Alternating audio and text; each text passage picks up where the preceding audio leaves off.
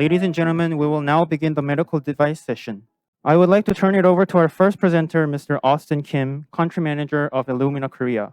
He will be presenting on the topic of digital transformation of genomics. Please give him a big round of applause. 안녕하세요. 저 어스틴 킴입니다. 일루미나 어스틴 킴입니다. Dear AmCham and all of our healthcare peers and providers and professionals, thank you for the opportunity for us to present today on behalf of Illumina. It's an honor for me. I've only been with the company for 5 months. However, I have been in the genomics business for more than 25 years. And as I tell you about our company and the transformation that we've been working on, I think the storyline will tell you what's changed in the last 20 years, and it's pretty exciting. Well, let me start by talking about our company's mission. I think the purpose of what a company does really defines what we're trying to do in this world. So at Illumina, we try to improve human health by unlocking the power of the genome. And 20 years ago, when I got into this kind of work, people around me used to say, "What kind of work do you do, Austin?" And I used to always say, "I work with DNA." And people used to say, "What is that?" Today, when we talk about DNA, it's just very easy to understand. But what I'm really excited about, and it's unfortunate, but because of COVID, people know RNA, they know PCR, and I'd like to introduce you to a concept called NGS, which is the next generation sequencing. So we are at an unprecedented opportunity for unlocking and defining and interpreting what the genome can do. The genome is your blueprint, what is inside of you, and it defines, and what gets expressed is ultimately who you are and what you become and what kind of diseases that you can get exposed to. The Human Genome Project took over 15 years and over $2 billion to achieve. And it took a long time. And in 2001, the amount of budget required to sequence the whole human genome was $100 million. Today, with Illumina's technology, we call it next generation sequencing, but it's called NGS. So for today's purposes, I will say NGS. It is now at $600 per whole human genome. The human genome is 3.0 times 10 to the 9th, 3 billion bases long. So to give you a perspective, when I started at UCLA Medical Center doing research, it took us 2 weeks to sequence 200 base pairs. You can now sequence the entire human genome, 3 billion base pairs in 1 day. And so that gives us a tremendous opportunity to really look at the genome more specifically, look at biomarkers and therapeutic opportunities. So on the top, to the left, these are the markets that we serve. So the first 3 is our clinical space. We have oncology, reproductive, and genetic health. And on the right side, we have microbiology, agriculture, molecular, and cell biology. There's a lot of terminology that's been coined recently: agrogenomics, pharmacogenomics, toxicogenomics, etc. So X-genomics. And a lot of this was visualized 20 years ago when the genome was first sequenced. And today is coming into reality. And I'm really excited to be a part of Illumina. Not only that, I'm also excited to have the opportunity to work with all of you to really improve healthcare in Korea and the rest of the world. On the bottom, the type of customers that we serve is our healthcare peers, biopharmaceutical, universities, and other hospitals. So the clinical and research space, we work with all of our top hospitals in Korea today. And we also work with a lot of our researchers that are always trying to find the better mousetrap to improve our health. This is a very busy slide, but I'll just kind of talk about Illumina Korea's history in a little short detail. First, we were indirect from 2006 to 2007. BMS was our distributor. And then in 2017, we decided to go direct. So the company is very young. Illumina as a company is only 23 years old since 1998. That is a very young company compared to Baxter's and the Pfizer's of the world. We are very young. We're a $4 billion startup company, and we are very excited to be in this space working with all of you. I'm not going to talk about our products, but we have devices that are registered in Korea, and it is being currently used in a lot of our hospitals today. We have over 17,000 instruments installed all over the world, and all of our customers, together with our partners, are trying to develop these new therapeutic areas of interest. I want to talk a little bit about COVID because COVID is so part of our lives. For us to live through a pandemic for 2 years, I think it is just phenomenal and an unbelievable difficulty, but yet an opportunity. So in January 2020, when COVID was first identified, it was using our NGS technology. In China, it was first COVID was sequenced. And from there, remarkably, and I heard today, how did a vaccine come about so quickly? A traditional vaccine was usually encompassed in a deactivated virus or an adenovirus, but today we have mRNA, and many of us who were nowhere near knowing what mRNA is, we all know what that is now, thanks to Pfizer and Moderna and a lot of other pharmaceutical companies that are developing cures or prevention for COVID. We applaud them. And we are very vigilant about the surveillance and monitoring of COVID. So today we're at Omicron. Omicron is the 15th letter in the Greek alphabet. It's the 13th actual mutation that we've discovered. It was Alpha, Beta, Delta, which was the predominant strain today, and now Omicron. So we are continuously looking at new variants, new strains that are of clinical interest, and our technology is enabling that to really happen. I also want to talk about these large-scale projects that's been going on. So you may have heard in the US, there was a project called All of Us. It was a 1 million sample of human genome being sequenced. And this is the beginning of understanding the heredity, the type of mutations that you have, the environment that you live in, and what kind of diseases express certain genes. And understanding that is the foundation of doing targeted therapy and targeted strategies on how patients could live a better life. So in the United States, we had All of Us. It was 1 million samples. China is doing a 15-year study for 2 million people. And in England, we just completed 100,000 genome.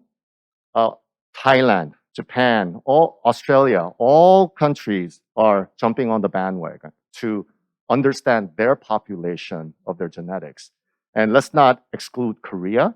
Korea has called a program called KDNA. It's funded by MOHW, and it is an exciting project. It's in phase 2 now, and both phase 1 and phase 2 were on our Illumina platform. And the goal is to look at 1 million of our Korean-specific genetic markers for potential rare disease, genetic disease, etc. So NGS all over the world is actually becoming a global standard of care.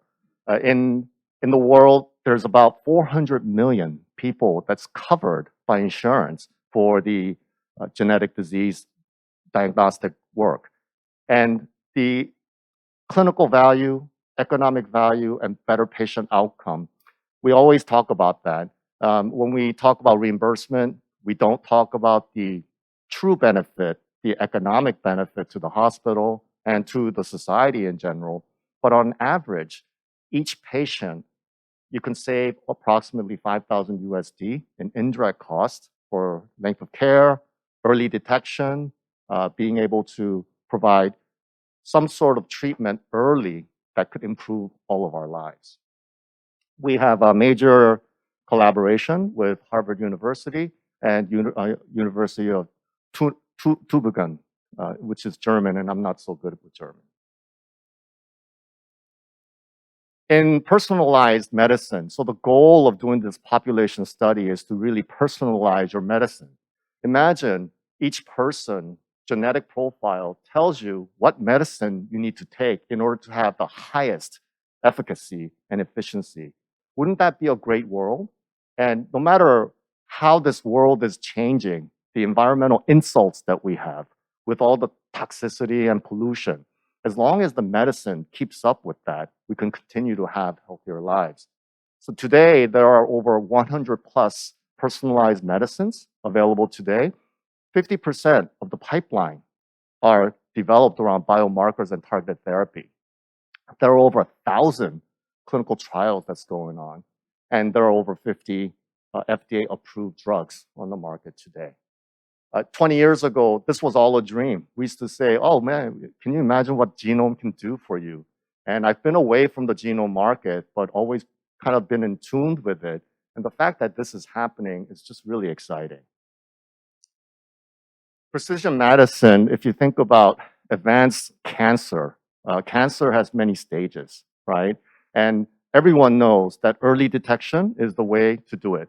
So if you detect early, you can have a better response and you could try to keep somebody in remission longer. And that is our intent. Genomic testing, if you look at, there are 4 areas, but if you understand the biomarkers that we all have, that mutations that we carry, certain markers that are gonna predispose you to certain type of disease or cancer, understanding that is the forefront of what diagnostic tool is all about. And once you have that, you can have patient detection, better access. The technology today is a little bit limited. There's immunohistochemistry, FISH, fluorescent in situ hybridization, and PCR. They are a little bit of a blunt instrument.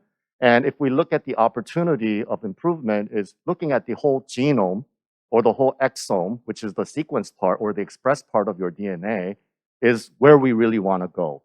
And if we do that, I believe that with all of our therapeutic companies that are out there today, the opportunity to create better clinical value is clearly within our sight. Wanted to talk about the comprehensive genome profiling with the 2 minutes that I have. There's about 178 million people today that are under some sort of coverage in Asia Pacific. This is Asia Pacific excluding China, and Asia Pacific is Southeast Asia, Korea, Australia, and Japan. And if you look at the number, 178 million, 217 and 267 in EMEA, that just shows that the trend is improving. And we still have a long way to go to serve our population. This slide here just represents currently in 2017, HERA has given initial basic reimbursement. And in 2017, it was an evaluation period. And since then, 4 years, there's a lot that's been developed. And new biomarkers, the need for additional testing to really improve our health is clearly evident. And I'm not going to pontificate and say that's the right thing to do. I think it is up to our healthcare professionals, oncologists, pathologists, and lab medicine professors to really say, this is the voice of the patient, that this is how we want to help our patients live better lives. And we rely on them, especially in Korea, because we cannot go directly to consumers. So we rely on not only our healthcare professionals, but also our peers to do the same. And finally, I just want to wrap up with what is called a liquid biopsy. I don't know if you heard it, but imagine if you had cancer, the first thing they're going to do is stick a needle into your organ or take your blood or your bone marrow to determine whether or not you have cancer. Your body has what is called circulating tumor DNA once you have cancer. And in your blood, you have the ability to screen for biomarkers that tells you early that you may have cancer and develop strategies for therapy. We are at the forefront of that. Today, it is not covered by insurance in Korea, but that is a tremendous opportunity. And in the United States, 58 independent payers have already started the reimbursement. So I think that's a great opportunity for all of us. So be well, be healthy around COVID, and I appreciate the opportunity to present today.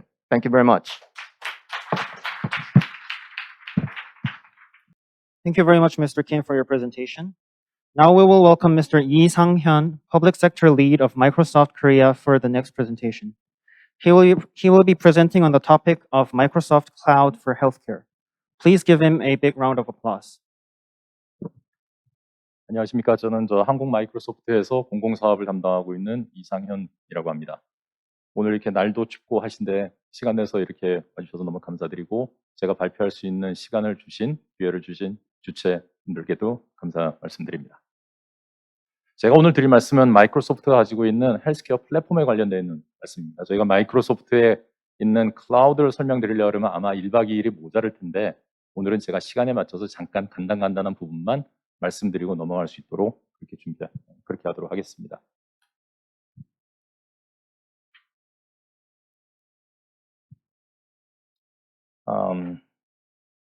저희 마이크로소프트의 미션은 저희가 시작할 때 간단하게 이 말씀을 드리고 시작합니다. 꼭 모든 사람들에게 이 땅에 있는 모든 조직들이 성과를 얻을 수 있도록 힘을 실어준다, empower한다고 하는 이런 미션을 저희가 가지고 있습니다. 헬스케어 인 트랜지션이라고 저희가 표현하는 부분들은 변화되고 있는 헬스케어 현황에 대해서 저희가 잠깐 생각을 해보는 시간을 잠깐 갖도록 하겠습니다. 첫 번째로 버추얼 헬스가 늘어나고 있다고 하는 부분입니다. 76%의 환자가 텔레헬스에 관심이 있고 46%의 환자들이 코로나로 인해서 방문하지 못하는 걸 텔레메디신과 같은 버추얼 헬스로 대체 사용하는 것에 관심이 많아지고 있다라는 트렌드를 하나 볼 수 있겠고요. 두 번째로는 상호 운용성, 저희가 얘기하는 인터오퍼러빌리티라고 하는 부분이고요. 데이터가 디시전할 때의 결합이 어렵기 때문에 90%의 비정형 데이터와 그 위에 또 대용량의 데이터들이 디시전을 할 때 활용되지 못하고 있다. 이런 부분들을 저희가 들 수 있겠고, 세 번째로 헬스 아웃컴스라고 얘기하는 부분들은 IT 자원 활용의 시간 중에 약 70%가 데이터 인젝션, 그 다음에 데이터 퓨리티, 그리고 통합에 사용되는 인사이트를 찾는 데 시간을 허비하고 있다라는 그런 부분들이 되겠고, 네 번째로는 security pressures는 늘 존재하는 거라고 볼 수 있겠습니다. 이걸로 인해 가지고 약 62억 달러가 매년 허비되고 있다고 합니다.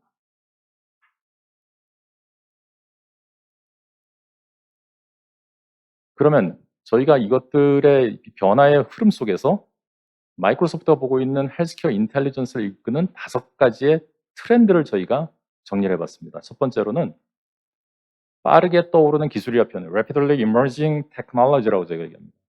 2020년 이미 도래했죠. 지금 거의 대부분 1인당 약 1GB의 헬스 관련 데이터가 매일 생성이 되고 있다고 하는 대용량의 데이터들이 계속 만들어지고 있다는 얘기가 되겠습니다. 두 번째로는 Aging Population, 노령 인구가 2050년도에는 60세 이상이 약 20억 명에 이를 것이다. 세 번째로는 헬스케어 종사자들이 부족할 것이라고 예측들을 하고 있습니다. 약 2030년에는 1,400명에 달하는 헬스케어 종사자들이 부족할 것이다 라는 예측을 할 수 있겠고, 네 번째로는 증가하는 사이버 보안 위협입니다. 아까 말씀드렸던 것처럼 보안 및 규정 준수에 대한 압박이 커지고, 또 매년 데이터 유출로 인해 62억 달러에 달하는 비용이 허비되고 있습니다. 다섯 번째로는 환자의 기대치는 늘 상승을 하고 있습니다. 97%가 대략 본인의 메디컬 히스토리에 대해서 언제나 액세스하고 거기에 대해서 자기가 어떤 그 결과와 밸류를 얻기를 기대하고 있다라는 부분들이 되겠습니다.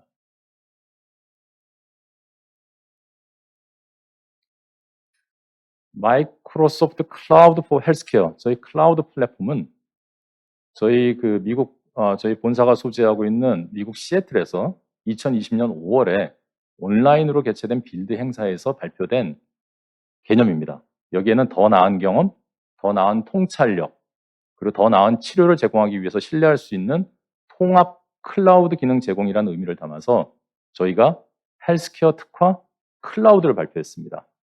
여기에는 커다랗게 4개의 필러로 구성이 되어 있습니다.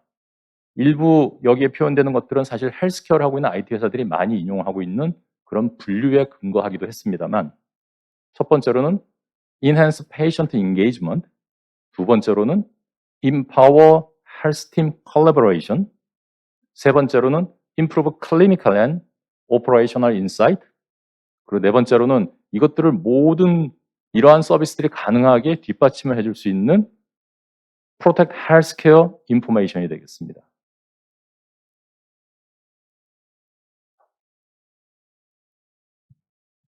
마이크로소프트 헬스케어 클라우드 플랫폼은 말씀드린 강력한 보안의 기초 위에 있습니다.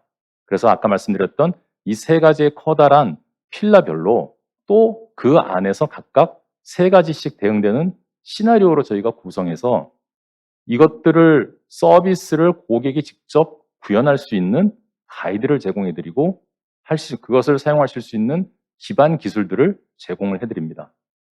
그래서 결국에는 고객이 최종 서비스를 구축하실 때 마이크로소프트 클라우드 플랫폼, 즉 파스, 아이아스와 결합된 마이크로소프트 팀즈 이러한 것들을 툴을 사용하셔가지고 헬스케어 서비스를 신속하고 정확하게 구현할 수 있도록 지원을 해드릴 수 있는 체계를 갖추고 있습니다.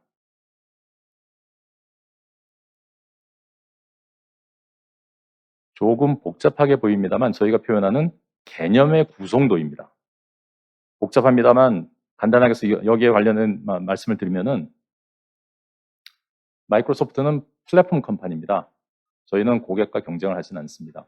파트너와 고객하고 같이 가기 때문에 이노베이션 위에서 파트너 고객의 서비스를 구축하실 수 있도록 저희가 지원을 해드린다는 것이고, 이는 마이크로소프트가 계속적으로 이노베이션을 업그레이드를 하고 있기 때문에 고객이 이 위에 구축하신 서비스 또한 마이크로소프트의 기술 업그레이드에 따라서 같이 업그레이드 될 수 있는 그러한 밸류업 기회가 제공되고 있습니다. 또 하나, 저희가 이제 헬스케어에 관련되어 있는 통합 API를 제공해 드립니다. 이 API 안에는 헬스케어를 헬스케어 데이터를 자원화해서 사용하기 위해서는 많은 표준이 따르게 됩니다. 그 기존에 있는 모든 표준들은 물론이고, 보시면 여기 작은 표시되어 있습니다만, 뭐 HL7도 있고, 저희 있는 오믹스에 관련되어 있는 것들도 있고, 이러한 데이터 표준들을 저희가 전부 준수를 하고 있고, 최근에 중요하게 대두되고 있는 FHIR, FIRE라고 하는 표준, 물론 다이콤, 그리고 메디컬 IoT, 이러한 표준을 지원할 수 있는 통합 API를 저희가 제공을 하고 있습니다. 즉, 헬스케어에 필요한 모든 표준을 클리어하면서 개발하실 수 있고 서비스를 구현할 수 있는 환경을 마이크로소프트 클라우드가 제공을 해드린다라고 말씀드릴 수 있겠습니다. 이런 통합된 형태의 API 서비스는 많은 글로벌 벤더들이 우리도 있습니다라고 하고 있습니다만, 전체 통합되어 있는 건 마이크로소프트가 가장 통합되는 버전을 가지고 있고, 구글도 일부 서비스를 가지고 있고, 나머지 벤더들은 아직 준비가 안 되어 있는 걸로 알고 있습니다. 이렇게 지금부터 저희가 세 가지 주요 필러에 대한 내용과 관련 사례들을 이제부터 보시겠습니다. 첫 번째는 Enhance Patient Engagement, 즉 환자 참여 강화, 이렇게 볼 수 있겠습니다. 여기에는 저희가 세 가지 정도의 커다랗게 있는 하나의 축을 보시게 되면 Personalized Care가 들어가고, Patient Insight가 들어가고, Virtual Health라고 하는 주제 하에 저희의 플랫폼에 지원될 수 있는 툴들이 정리가 되어 있습니다.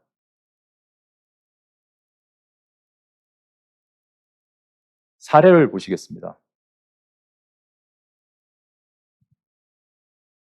미국 오하이오주 데이턴에 있는 데이턴 칠드런스 하스피탈의 사례가 되겠습니다. 여기는 레벨 1에 Pediatric Trauma Center가 있습니다. 미국에서. 이분들이 가지고 계신 챌린지로는 커뮤니케이션하고 봉사활동들을 환자들의 맞춤형을 하기 위해서 개인화하고 싶었는데, 격리되어 있는 임상, 고객 참여 데이터가 전부 분리되어 있기 때문에 그것을 찾을 수가 없었다라는 그런 챌린지가 있었고, 이것을 해결하기 위해서는 저희 마이크로소프트 다이내믹스 365 솔루션을 사용을 하셨습니다. 그래서 이것은 임상하고 마케팅 정보 모두를 활용한 히파 표준 준수 데이터 기반 위에 구축을 했습니다. 그래서 첫 번째, 환자 중심으로 퍼스널라이즈 되어 있는 데이터들을 볼 수 있게끔 해주는 360디그리 인사이트를 제공해줬고, 두 번째로 다이나믹 환자 세그멘트를 생성해주고, 세 번째로 그 환자들을 평가하기 위한 KPI를 더 잘 추적할 수 있도록 하는 새로운 분석 기능들, 이런 것들을 제공했다라고 지금 표현되어 있고, 이것을 통해서 무엇을 할 수 있었느냐? 결국에는 환자들의 인게이지먼트를 늘릴 수 있었다라고 얘기를 하고 있습니다. 즉, 퍼스널라이즈 되어 있고 나한테 최적화되어 있는 병원의 서비스들이 늘 나한테 오고 있고 그 병원이 360도로 나를 모니터링을 해주고 있기 때문에 그 환자는 이 병원에 대한 인게이지먼트가 늘어나고 있다라고 볼 수 있겠습니다.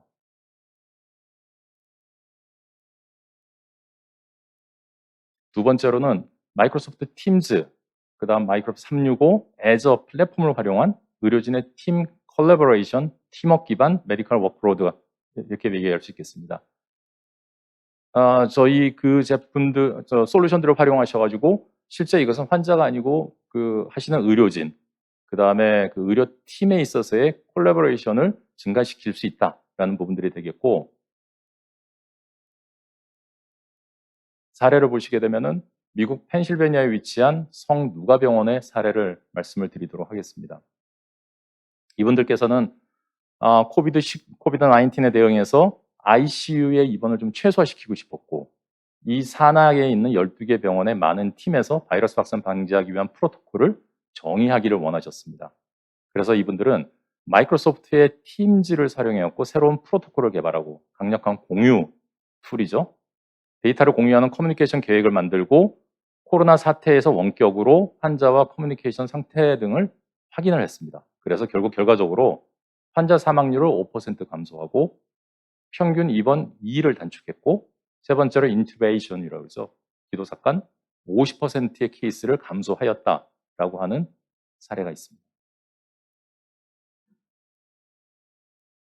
세 번째로는 Improve Clinical and Operational Data Insight입니다.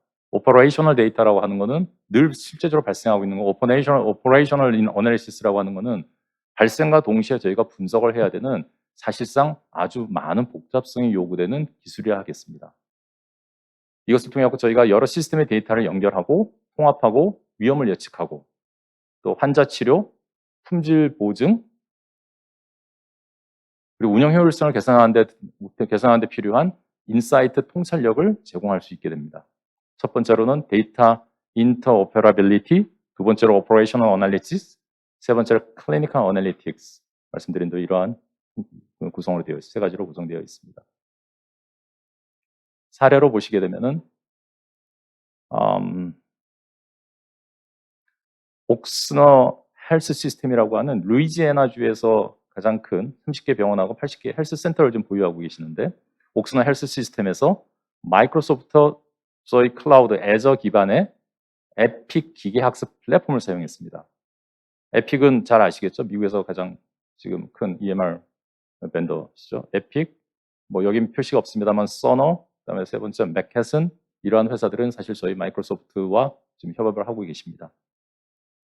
이 병원에서는 그 에픽이 운영을 하고 있는 마이크로소프트 애저 위에서 운영하고 있는 머신러닝 플랫폼이 있습니다. 이것을 활용을 했고요. 그래서 이걸 활용한 결과로 4시간 앞서서 환자 악화의 98%의 정확도로 환자 악화를 예측을 했습니다.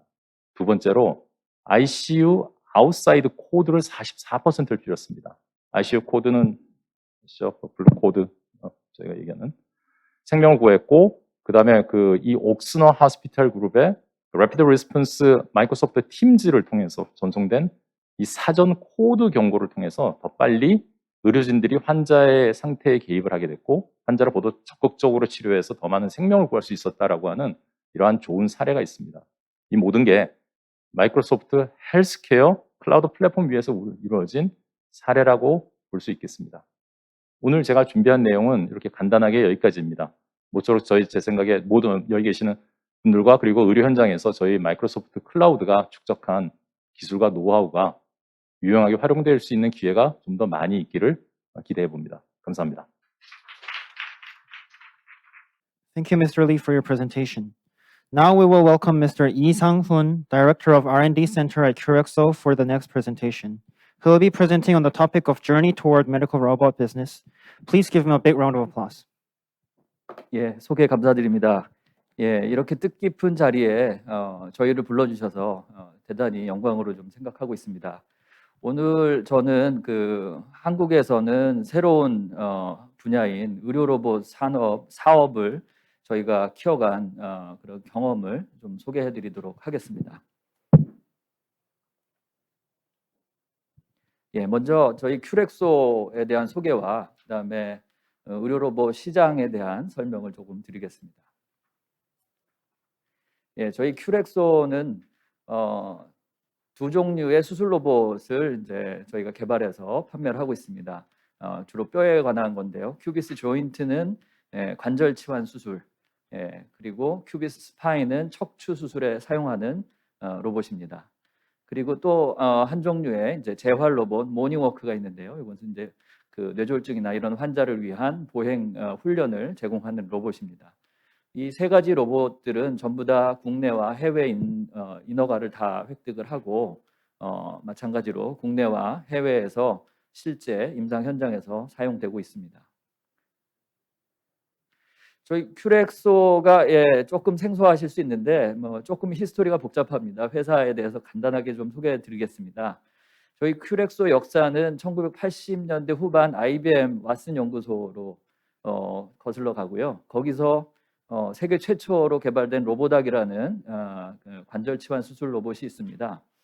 그 로봇 회사를 이제 2006년에 이제 큐렉소가 인수를 해서 사업을 해왔습니다. 그리고 2011년에 한국 야쿠르트가 큐렉소를 인수해서 지금까지 좀 오고 있고요. 제가 파일 사이즈를 줄이느라고 로고가 HY의 로고가 좀 깨져가지고 여기 야쿠르트 관계자가 안 계시면 좋겠는데, 네, 그렇습니다. 그리고 2017년에 한국에서 독자적인 로봇을 개발하자 해서 현대중공업의 의료 로봇 사업 부문을 인수를 했고요. 저도 그때 현대중공업에서 그 큐렉소로 왔습니다. 그래서 앞서 말씀드린 세 가지 로봇을 독자 로봇을 개발해서 이제 지금까지 이르렀습니다. 지금 큐렉소의 이제 연구소하고 생산 그 공장을 좀 보여드립니다. 그래서 저희 연구소에는 이제 30명 정도의 연구원이 일하고 있는데 전체 직원의 한 40% 정도. 그러니까 저희가 R&D에 굉장히 좀 집중적인 투자를 좀 하고 있습니다. 그리고 생산 공장은 전용 의료 로봇 생산 공장을 구축해서요. 현재까지 한 60대 정도 로봇을 생산을 해왔습니다.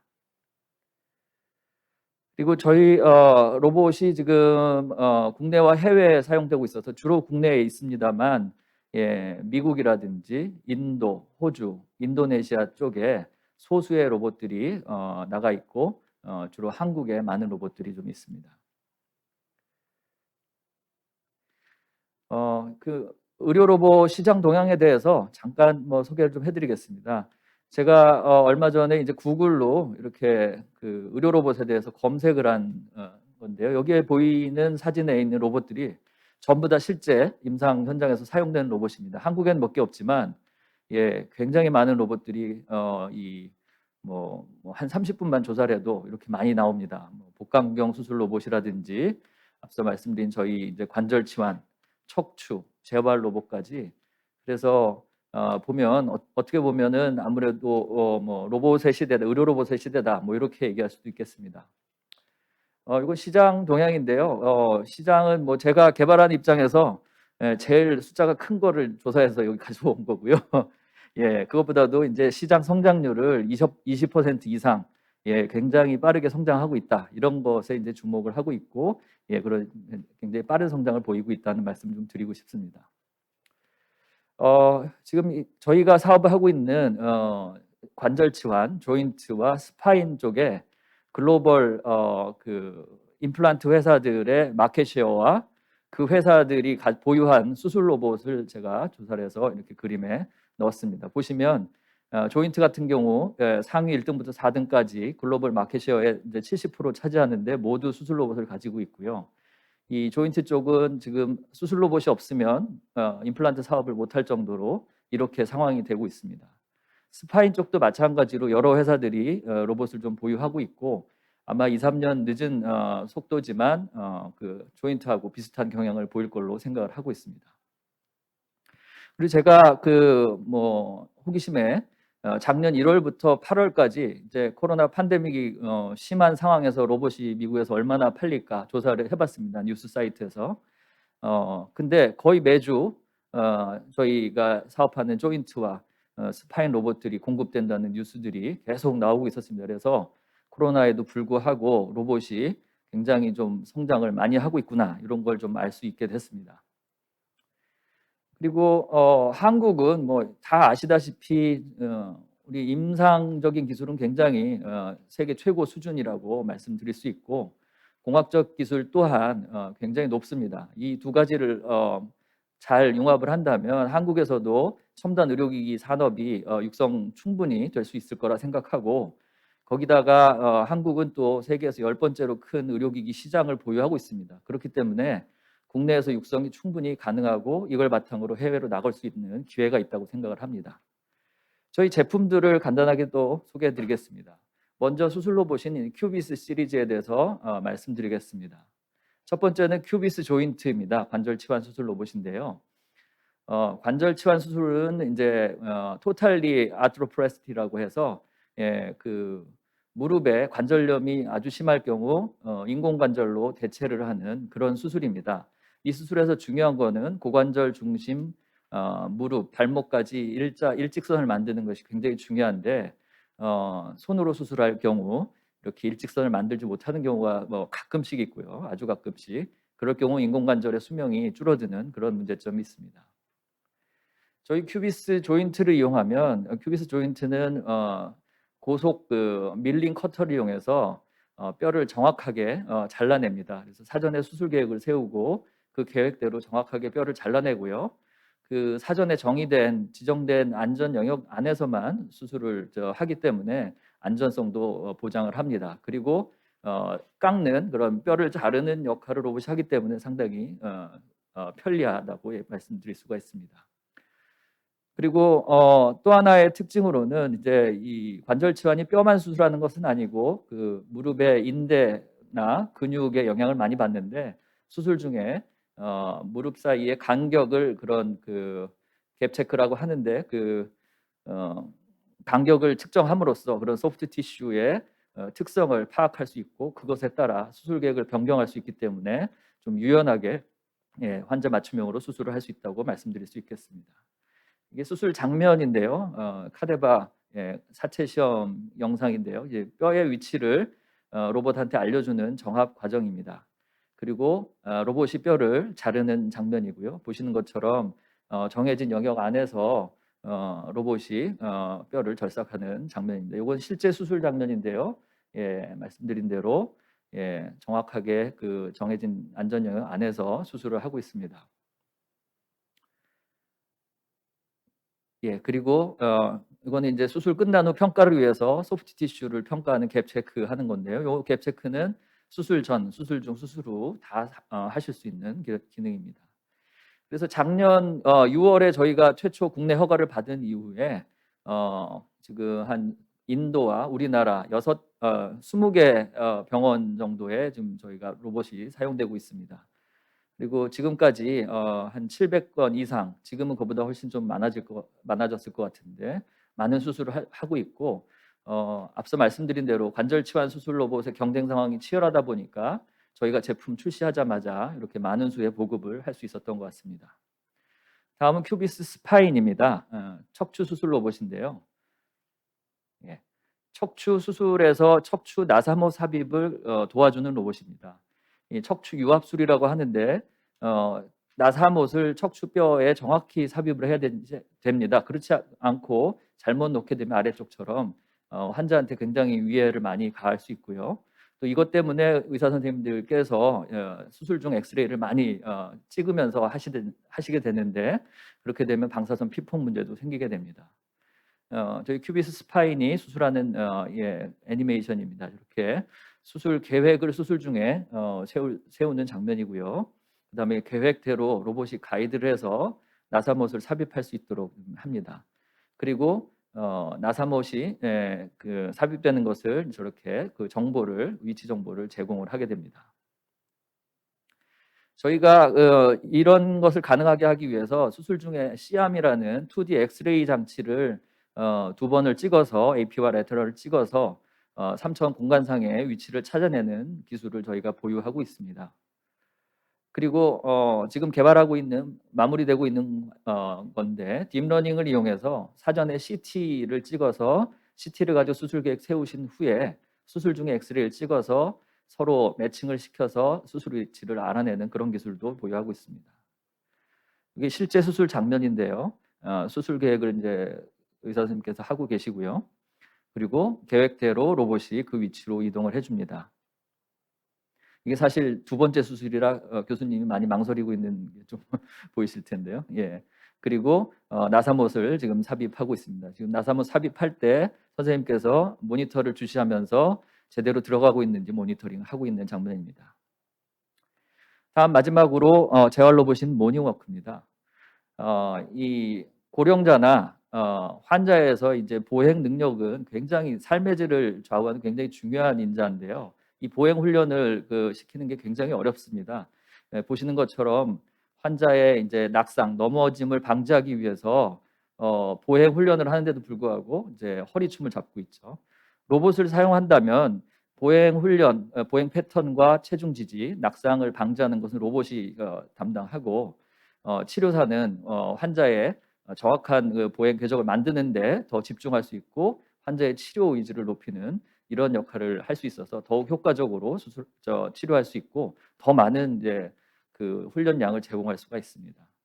그래서 저희 로봇은 이제 발판과 안장이라는 특징을 가지고 있는데 발판을 이용해서 보행 궤적을 만들고 안장을 이용해서 체중 지지를 합니다. 이렇게 함으로써 여러 가지 다양한 보행 패턴을 제공할 수가 있고요. 또 여러 가지 센서를 이용해서 환자의 치료 의지를 고취시키는 그런 기능들을 가지고 있습니다. 동영상으로 좀 설명드리겠습니다. 이렇게 그 환자가 탑승하는 모습이고요. 발판으로 보행 궤적을 만들고 VR이라든지 센서 피드백을 통해서 환자가 아까 인게이지먼트 말씀하셨는데 인게이지먼트를 높이는 이런 기능을 합니다.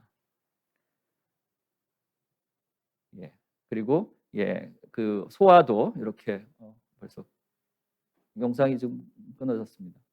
소화 훈련도 같은 로봇으로 할 수 있고 여러 가지 치료 결과도 이렇게 모니터링 할 수 있도록 제공하고 있습니다.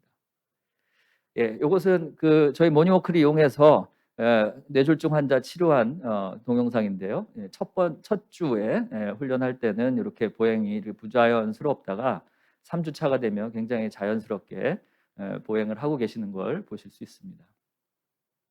지금 모닝워크는 전국의 19개 병원에서 지금 사용이 되고 있습니다.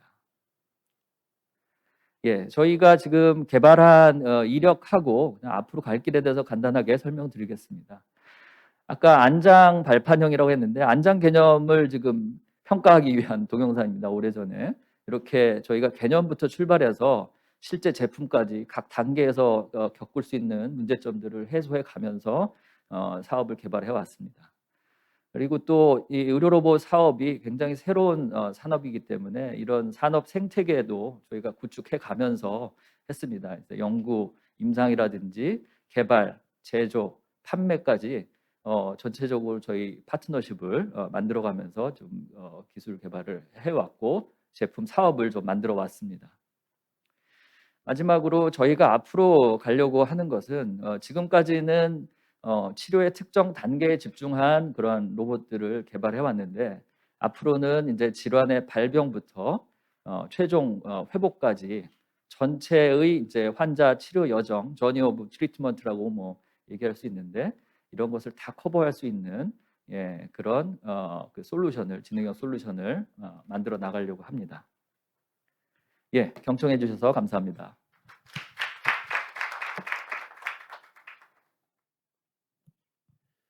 Thank you very much to all the presenters. Now we will move on to the next segment, the panel discussion. The panel discussion will be moderated by Professor Shin Jae-yong from Yonsei University's College of Medicine. He will be joined by our 3 presenters and 4 additional experts. Mr. Im Ah-ram, Medical Device and Cosmetic Industry Task Force Team Leader from the Ministry of Health and Welfare. Mr. Song Hong Mo, Director of Medical Device Safety Evaluation Division from the Ministry of Food and Drug Safety. Mr. Chang Jun-ho, Director of Medical Technology Listing Division at Health Insurance Review and Assessment Service, and Professor Kim Jong-won from Samsung Medical Center. Please help me welcome all the participants to the stage. 네, 안녕하세요. 소개받은 연세대학교 의과대학의 신재용이라고 합니다. 먼저 이렇게 훌륭한 세션을 이제 오게니즈 해주신 암차, 그리고 저를 초대해 주신 이상수 대표님께 감사하다는 말씀 드리고요. 오늘 이 세 분의 훌륭한 프레젠터, 그리고 이제 네 분의 또 버금가는 훌륭하신 패널리스트들을 모시고 이제 조금 발표하신 내용에 기반해서 이제 질문을 드릴 거고요. 그 전에 패널리스트 분들께 관련한 좀 모두 발언을 부탁드리고자 합니다. 그래서 먼저 제 옆에 계신 보건복지부의 이마람 의료기기 화장품 산업 TF 팀장님께 관련된 모두 발언 부탁드리도록 하겠습니다.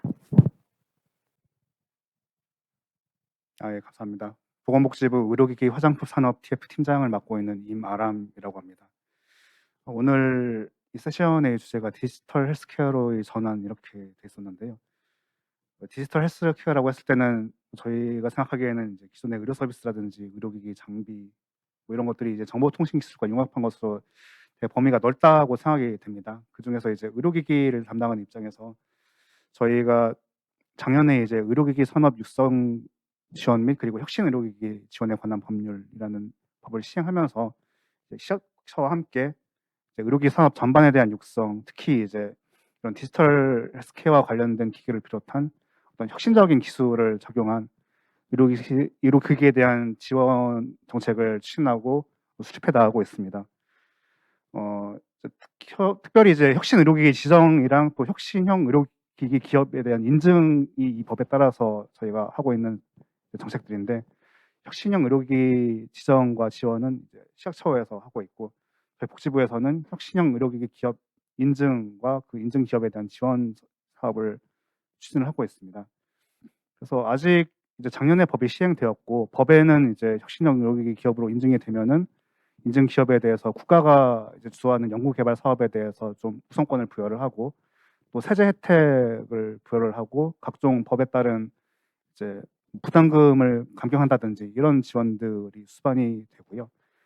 그리고 저희가 이제 의료기기에 관여하는 부처가 4개 정도 있습니다. 저희 복지부, 식약처, 그다음에 과기부, 산업부, 이렇게 4개 부처가 의료기기에 관여를 하고 있는데, 과기부는 주로 원천 기초기술 개발 차원에서, 그리고 저희 복지부는 이제 앞서 브레이크 이전에도 말씀이 나왔습니다만 이제 그런 기초 원천 기술에서 산업화로 나가는 이제 중간 데시벨이라고 말씀하셨습니다만 그런 의료 임상이나 이제 실제 현장에서 사용할 수 있게 되는 그런 좀 응용적인 차원에서의 어떤 접근, 시각처는 어떤 규제 측면에서의 접근, 산업부는 실제 어떤 바이오스 산업 관점에서 이렇게 접근하고 있는데, 그 4개 부처가 이제 총 2026년부터 2025년까지 1.2조 원 정도를 연구개발 사업에 투입을 하고 있습니다. 그래서 이렇게 연구개발 사업도 지원하고 있고, 전반적으로 이제 연구개발부터 시작해서 임상 적용, 그다음에 인허가라든지 이런 규제 차원에서의 접근, 시장 진입 활성화, 팔로그에서 마케팅 이런 전주기적으로 생태계가 이제 좀 구축이 될 수 있도록 노력을 하고 있고요. 예, 그런 차원에서 오늘 이제 세미나도 좀 생산적인 논의가 이루어지기를 기대합니다. 네, 감사합니다. 네, 팀장님 감사합니다. 이제 사실 저희가 규제가 정말 이제 잘 정비가 되어 있으면서도 한편으로는 이 규제가 굉장히 빡빡한 편인데요. 복지부께서 이제 BM 관련된 내용을 많이 말씀 주셨는데, 혹시 식약처에서는 관련 인허가 관련해서 많은 지금 모두 발언 부탁드리도록 하겠습니다. 네, 안녕하세요. 12회 보건의료혁신 세미나에 패널 토론에 참석한 식약처 의료기기 안전평가과장 성홍모입니다. 지금 코로나19 팬데믹을 기회로 디지털 헬스케어가 가장 유망한 산업 분야 중 하나로 떠오르고 있고, 역시 향후 우리나라 미래를 이끌 성장 동력으로 될 것으로 저희 예상하고 있습니다. 식약처는 의료 제품에 대한 이제 기본적인 규제 권한을 가지고 있고요. 마찬가지로 디지털 헬스케어를 비롯한 혁신 기술에 대한 우리 처의 규제 목적은 첫 번째는 새로운 기술에 대한 안전성을 먼저 확보해서 국민을 보호하고, 두 번째로 혁신 성장을 지원해서 국가의 이익을 도모하는 한편, 마지막 세 번째는 이제 최소한의 규제로 최대한의 효과를 내서 행정의 효율성을 달성하는 것이라고 생각합니다. 여기에 식약처가 할 수 있는 기재 지원은 우선적으로는 규제 대상이 되는지 여부와 그 다음에 필요성을 신속하게 결정해서 불확실성을 제거하는 것이라고 생각을 하고요. 또한 저희 식약처는 이제 디지털 헬스 분야에 대해서는 관련 부처하고 함께 범부처 규제 지원 사업을 지금 하고 있고, 저희가 전주기 맞춤형 멘토링도 하고 있습니다. 그리고 여러 가지 종류, 그러니까 디지털 치료제라든지 가상증강 현실이라든지 모바일 앱 같은 제품들에 대한 허가 심사 가이드라인을 마련해서 그 업체들한테 제품화 기간을 단축할 수 있도록 지원하고 있고요. 또 저희가 디지털 헬스 분야에 관심을 기울인 결과로서 지금 내년에 저희가 디지털 헬스 기기 규제 지원과라는 그 디지털 헬스 쪽을 전담하는 부서가 새롭게 신설됩니다. 그래서 그 부서를 중심으로 식약처가 디지털 헬스 분야에 대한 어떤 중심적인 역할을 수행할 수 있을 것이라고 기대하고 있습니다. 그래서 식약처 앞으로 디지털 헬스케어 산업 발전하고 신속한 제품화를 위해서 신설 조직을 통해 기업들과 계속 소통할 계획이고요. 혁신과 규제의 균형 유지와 헬스케어 산업을 위해서 촉진시킬 수 있는 방법을 지속적으로 모색하도록 하겠습니다. 감사합니다. 네, 제가 소개도 안 드렸었는데 식약처 의료기기 안전평가과의 성홍모 과장님이셨고요. 그럼 뭐 어떤 제도적인 어떤 장치, 규제와 관련된 지원이 된다는 하에 실제로 우리가 이걸 국민한테 전달할 건지 안 할 건지는 결국 이제 심사평가원에서 평가해 주시는 부분이신데, 관련해서 이제 심사평가원의 장준호 의료기술 등재 부장님께서 모두 발언 부탁드리도록 하겠습니다. 예, 안녕하십니까. 건강보험 심사평가원 의료기술 등재부 장준호 부장입니다. 예, 오늘 암참 회의에 초대해 주셔서 굉장히 감사하고요. 사실 여러 발표들을 들으면서 기술이 굉장히 빠르게 변하고 있고 다양한 기술들이 나오고 있구나 새삼 다시 느꼈습니다. 저희 건강보험 측면에서는 사실 한정된 재원하에서 환자의 편익이 있는 기술들에 대해서 보험을 적용하고 있습니다. 근데 지금 가장 화두가 되는 건 디지털 포메이션이 되면서 여러 IT와 의료가 융합되면서 사실 환자의 삶을 획기적으로 개선하거나 비용을 줄여줄 것으로 사실 기대는 되고 있습니다. 그러다 보니 하지만 저희가 이 국내의 이제 건강보험은 단일보험 체계다 보니 사실 건강보험에서의 급여 결정과 보상의 결정은 사실 의료 생태계에 미치는 영향이 굉장히 큽니다. 그래서 저희도 사실 급여 등재 관리에 있어서 건강보험과 의료기기 산업이 함께 혁신 성장할 수 있도록 건강보험 적용에 대한 예측 가능성을 제거하는 것을 저희 부에서는 최우선 아젠다로 삼고 있습니다. 건강보험의 예측 가능성에 대한 부분은 사실 저희가 19년과 20년에 가이드라인을 AI 영상, 병리 3D 프린팅에 대해서 발표를 했고요. 지금 현재에서는 저희가 금년 11월에 건강보험에서의 최고 의사 결정인 건정심에 저희가 혁신의료기술의 등재 방안에 대해서 1차적으로 보고를 했습니다. 이 혁신의료기술에 대해서의 가장 큰 일단 방향성에 대해서는 사실 시장 진입의 예측 가능성을 제고하고 의료기술 향상을 위하여 일단 우선 기회를 부여하고 그 기회에 의해서 만약에 환자에게 확실한 편익이 된다면 그거에 대해서 좀 더 가치 보상할 수 있는 체계로 가는 것입니다. 그래서 저희가 그 혁신의료 기술에 대해서는 사실 먼저 예비 등재 단계에서는 환자의 선택권이 제한되는, 만약 대체할 수 있는 기술이 없다거나 위중도가 되게 높다라는 이런 경우에는 선별급여를 적용하고 그 외에는 한시적 비급여를 적용해서 현장에서 사용이 일단 할 수 있게 하고 그 현장 사용을 통해서 에비던스가 나오게 되면 그 이후에 정식적으로 보편적으로 사용할 수 있는 방향을 지금 검토하고 있습니다. 그리고 디지털 치료기기나 저희가 AI 영상 분야는 이제 소프트웨어인데요. 이 소프트웨어에는 기기별로의 좀 더 유효성이나 이런 게 차이가 있을 가능성이 큽니다. 그래서 기기별로 좀 더 검토를 하는 방향으로 가고 있고, 디지털 치료기기에 대해서는 사실 가격이 상당히 저렴할 수 있습니다. 개발 비용이나 이런 게 저렴하기 때문에 그 부분을 반영해서 일단 우선적으로 시장에서 사용할 수 있게 먼저 허용을 하고 그때 원가로 보상하고 그 이후에는 사실 가치 평가를 할 수 있는 영역이 될 수 있을 거거든요. 모니터링이나 이런 게 잘 될 수 있고, 그래서 비용 효과적인 것을 더 입증할 수 있다면 그에 대한 정식 등재 단계에서는 추가적인 가치를 보상하는 체계로 가려고 하고 있습니다. 그래서 내년에는 사실 혁신의료 기술은 여러 가지 사실 분야들이 있습니다. 그 분야별로 지금 들어오고 있는 영역들에 대해서 예비 등재의 본격적인 평가를 이제 기술에 대한 그 저희 등재 여부, 예비 등재에 대한 평가를 시작할 것이고요. 그리고 디지털 치료기기 분야는 저희가 가이드라인을 내년 연내에 좀 발표하려고 준비할 예정입니다. 그래서 사실 산업과 건보가 같이 갈 수 있는, 같이 동반혁신 성장할 수 있는 계기를 만들어야 되고 그에 대한 협력을 계속 해야 할 것 같고요. 저희가 그 차원에서 계속적으로 이제 지원할 수 있는 노력을 하도록 하겠습니다. 감사합니다.